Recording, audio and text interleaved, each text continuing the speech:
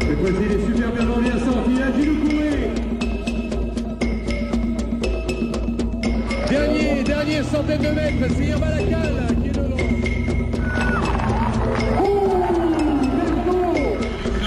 y en a eu aujourd'hui, des minima également pour les championnats du monde.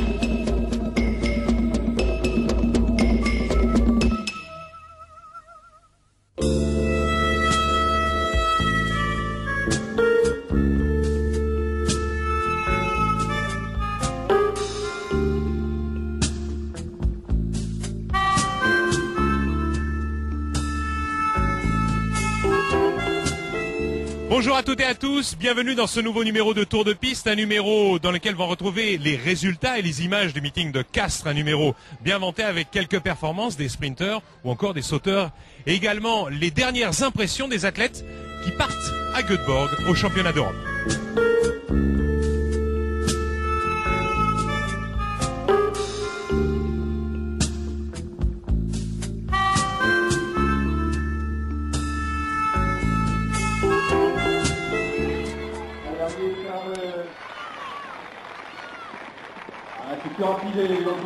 Regardez qu'il va dépasser les 60 pas. Il ne pas besoin de... Ils étaient à la fois tout heureux et impressionnés, la cinquantaine d'enfants qui allaient disputer les 500 mètres de ce meeting de Castres devant les champions. Les champions comme l'UEI Deauville. L'année 2005 avait été excellente pour lui, dernier relayeur de l'équipe championne du monde à Helsinki. Puis tout se brouille avec des soupçons de dopage, arrêté en possession d'un thermos contenant un produit dopant, mis en cause par sa sœur, une affaire dont le jugement sera rendu à l'automne. Il arrête l'entraînement, décline les stages de l'équipe de France pour éviter l'amalgame et revient peu à peu à court d'entraînement au championnat de France. Il n'est pas pris pour les championnats d'Europe, il n'est pas revanchard. Il remporte ici ce meeting en 10 secondes 32 devant Emmanuel Gompriso et nous donne son avis sur cette saison 2006.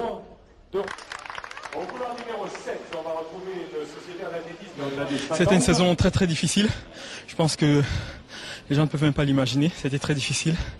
Et même si je ne suis pas qualifié au championnat d'Europe, je pense que le fait d'être pouvoir arriver à faire ce genre de performance, c'est un petit soulagement quand même. Amélie Perrin va bien. Elle ira au championnat d'Europe à Göteborg.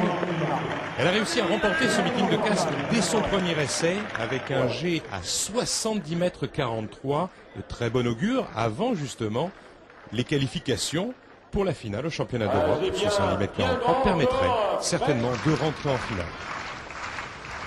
Elle va ensuite lancer plusieurs fois près de la ligne des 70 mètres, très régulière. Et puis la perte du titre national au profit de Stéphanie Falzon. La Bordelaise qui ici va réussir un excellent jet à 68 mètres 84 avec une belle série au-delà des 67 mètres. Elle aussi peut prétendre, pourquoi pas, à rentrer en finale à Göteborg. Sylviane Félix concentrée. Elle va retrouver la championne de France du 100 mètres, Véronique Mang. Celle-ci qui a réussi une saison tout en progression après quelques blessures en début d'année.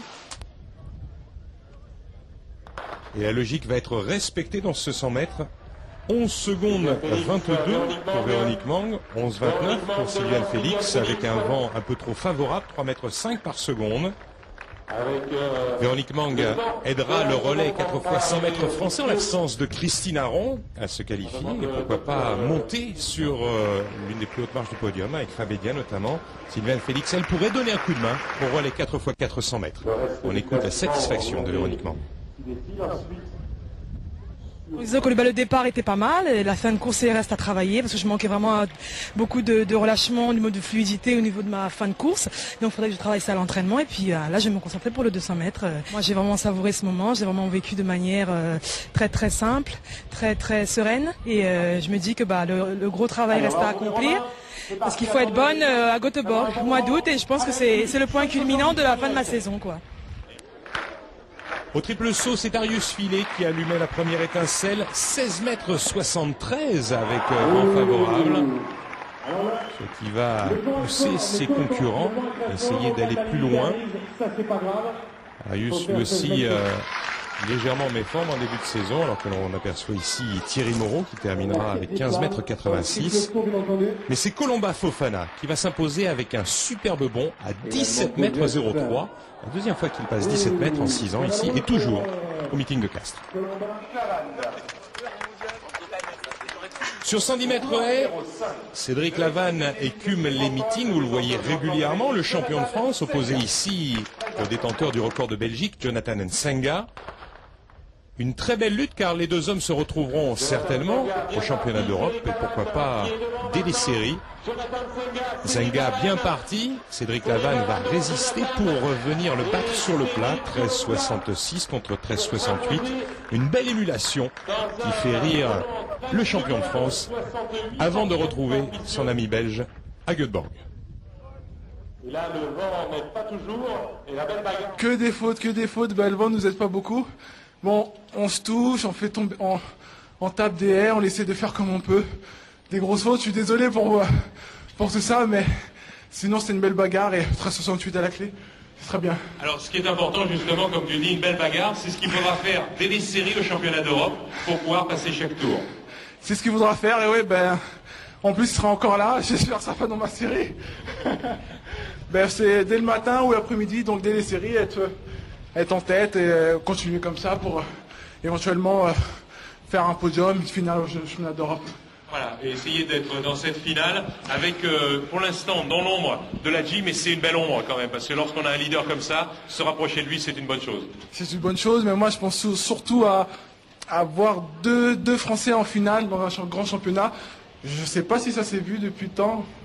Il y en a toujours eu un, deux, je ne sais pas, donc deux Français en finale du championnat d'Europe, ça va être super. Pour monter très loin, avant les années 70, avant les années Guy Dru et encore Stéphane Caristan. Mais on va s'intéresser tout de suite aux 400 mètres avec des garçons qui ont leur place pour certains dans le relais. 4 x 400 mètres français comme Abderrahim El Aouzi que l'on aperçoit ici au couloir numéro 4.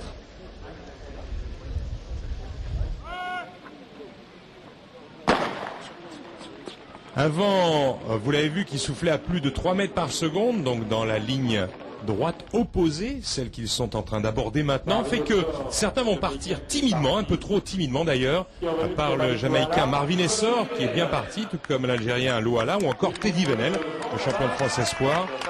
El Aouzi, trop timoré, laisse partir Louala, qui va s'imposer dans ce 400 mètres. Dans un temps très loin de leur record personnel, 46 secondes 81 pour l'Algérien contre 46,97 pour Marvin Essor. Abderrahim El Aouzi dépité, mais il le savait avant de franchir la ligne. Avec un départ. Et Malik Louala sur la fin pour s'imposer en 46 secondes 83. Bah, il y a beaucoup de vent qui souffle. Je pense qu'il y a plus que 3 ou 4 mètres en face. Alors je dis, il faut partir tranquille, après lancer à la fin, mais j'ai essayé de suivre le Jamaïcain, mais vraiment c'est un peu dur pour moi. Et après à la fin, j'ai regardé le chrono quand j'ai regardé qu'il reste 50 mètres, j'ai regardé c'est 41, 42. Je dis c'est bon, faut lâcher l'affaire parce qu'elle ne va pas faire un grand chrono. Alors voilà. Celle qui n'a pas lâché l'affaire et qui est une battante, c'est Teresa Nzola. La Lyonnaise avait perdu le titre national au profit d'Amy Zongo. Elle va redevenir leader en son pays en remportant ce meeting de Castres avec un très joli concours, 13,97 m, à 1 cm de sa meilleure performance de la saison. Amy Zongo, elle, qui était allée à plus de 14 mètres au championnat de France, restera deuxième à 13,57 m. Et Teresa Nzola va enfoncer le clou. Une nouvelle fois en se rapprochant des 14 mètres. Il faudra compter avec elle au championnat d'Europe. Sa progression va toujours vers l'avant. Le record de France est toujours détenu par Betty Lise avec 14,50 m. Teresa Nzola aura beaucoup de choses à faire. Oui, il y avait beaucoup de vent, mais c'est un très bon concours. Où, j'ai fait, pour moi, c'est une bonne performance pour la préparation pour Göteborg. Donc, ça m'a permis de travailler, de fignoler mon travail. J'avais commencé depuis le début de l'année. Sur 800 mètres, Indeiba, qualifié dans cette épreuve, mais également sur 1500 mètres, est venu peaufiner sa vitesse de base. Face à elle, Elisabeth Groussel, également en bonne forme. Et puis, l'espoir, Elodie Guégan, une saison 2006 moins bonne qu'en 2005. Et néanmoins, elle va s'accrocher, restant en 4e position de ce peloton emmené par la Marocaine Ibtissam Larouad. Larouad qui va passer en 58 secondes et 31 centièmes aux 400 mètres, emmenant derrière elle la spécialiste du 1500 mètres, Indeiba. Elisabeth Groussel en 3e position va faire une course très intelligente, restant légèrement derrière Indeiba. Celle-ci va accélérer au moment où Ibtissam Larouad va lâcher son effort, c'est-à-dire juste avant les 600 mètres. Lorsqu'Elisabeth Groussel va venir se positionner dans son épaule, le sprint qui va être lancé dans quelques petites secondes. Elisabeth Groussel va laisser Indeiba devant intelligemment, elle ne va pas chercher à passer à l'extérieur dans le virage. Indeiba qui va mener comme cela encore quelques mètres avant qu'Elisabeth Groussel se décale à l'entrée de la ligne droite pour la déposer, beaucoup plus à l'aise dans les 100 derniers mètres que Indeiba, toujours en proie à une légère contracture à la jambe droite. Elisabeth Groussel va néanmoins, dans des conditions qui ne sont pas faciles avec un vent défavorable dans la ligne droite opposée, réaliser un excellent chrono en moins de 2 minutes et 1 seconde. Loïc Martineau est junior, encadré par Damien De Séville et Romain Ménil. Martineau va réaliser 5,21 m dans ce concours, un concours qui va sourire à Romain Ménil avant de partir à Göteborg. Ici, c'est le détenteur du record du Sénégal, Karim Sen, franchi 5,01 m avant d'échouer de peu contre son record du Sénégal à 5,21 m. Romain Ménil en proie à quelques petits problèmes en début de concours avec un vent très fort auquel il a fallu s'adapter. Va néanmoins réussir à franchir 5,70 m à son 3e essai. On va pouvoir le faire assez tôt en qualification à Göteborg. Ça lui a permis de travailler, comme nous le souligne également son entraîneur Georges Martin.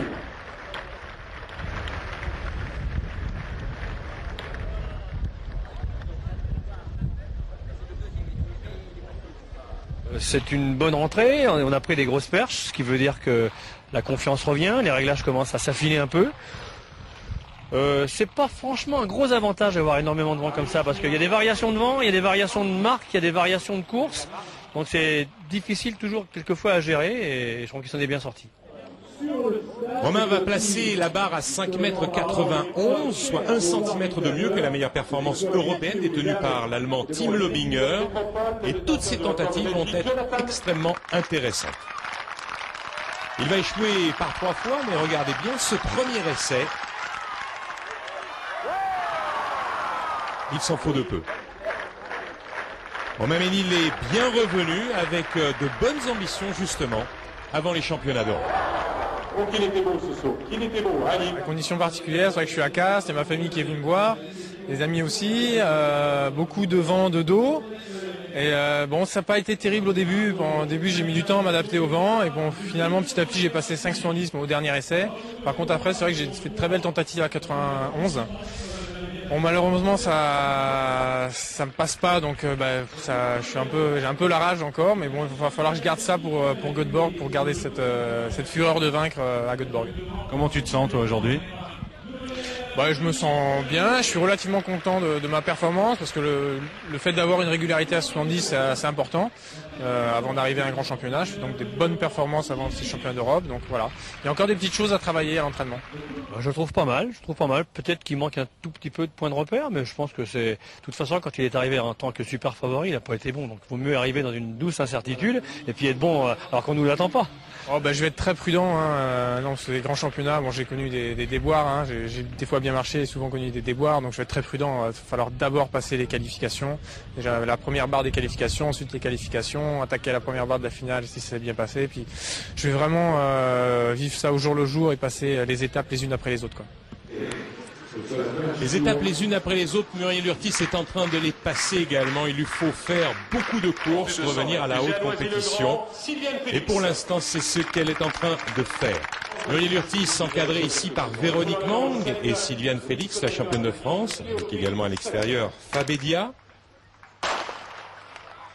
Muriel va faire un très bon 150 mètres, mais ça ne sera pas suffisant. Et là encore, la logique des championnats de France sera respectée. Sylviane Félix, qui rentre légèrement en tête dans la ligne droite, va se détacher pour l'emporter. Véronique Mang reviendra bien un peu en fin de course. Et elle prendra la deuxième place. 23-14 avec vent trop favorable de 1,7 m par seconde. 23-39 pour Mang et 23-60 pour Muriel Urtis. Véronique Mang, heureuse de voir Muriel Urtis revenir. Une première bise. Une deuxième. Et même une troisième. Tout vraiment donné.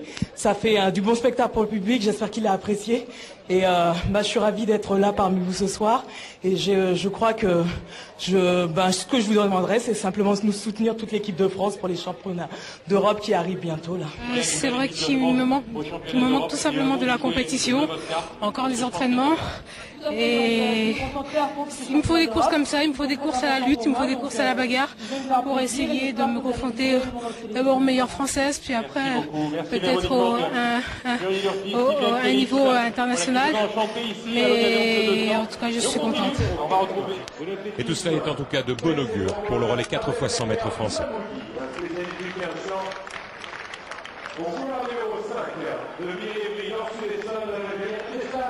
Dans le cadre des défis jeunes talents, un garçon s'est mis en évidence depuis maintenant plusieurs saisons, c'est Mounir Yemouni, ici avec Abdeslam Kenouche. Le voici, le jeune Avignonnais, originaire du sud de la France. Le Provençal qui a 22 ans cette année, qui aura 23 ans au mois de décembre. Entraîné par Christopher Morisset, il est revenu avec l'entraîneur de ses débuts. Il avait été 6e des championnats d'Europe junior à 18 ans. En 2001. Il avait battu le record de France junior en salle cette année-là. Et en 2003, il obtenait la consécration avec un titre de champion d'Europe espoir. Une chute aux Jeux Olympiques en série. Une belle progression à 3 minutes 32 secondes et 97 centièmes. Ici, on le voit disputer le 800 mètres du meeting de Castres derrière Jimmy Lomba pour peaufiner justement sa pointe de vitesse.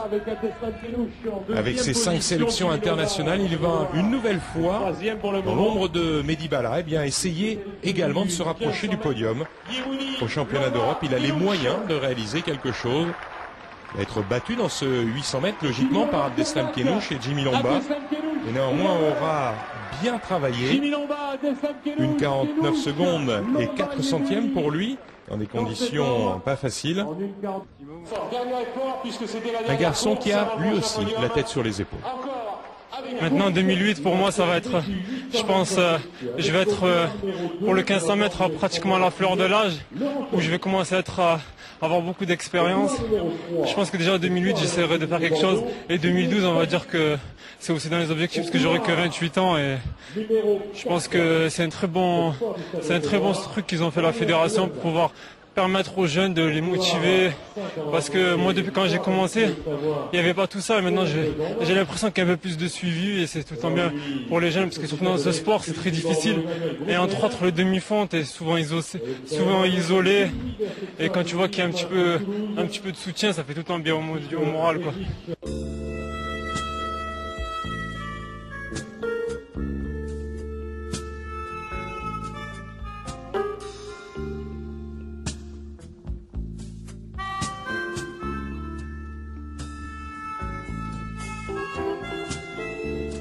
Voici les classements du Lagardère Athlé Tour après le meeting de Castres.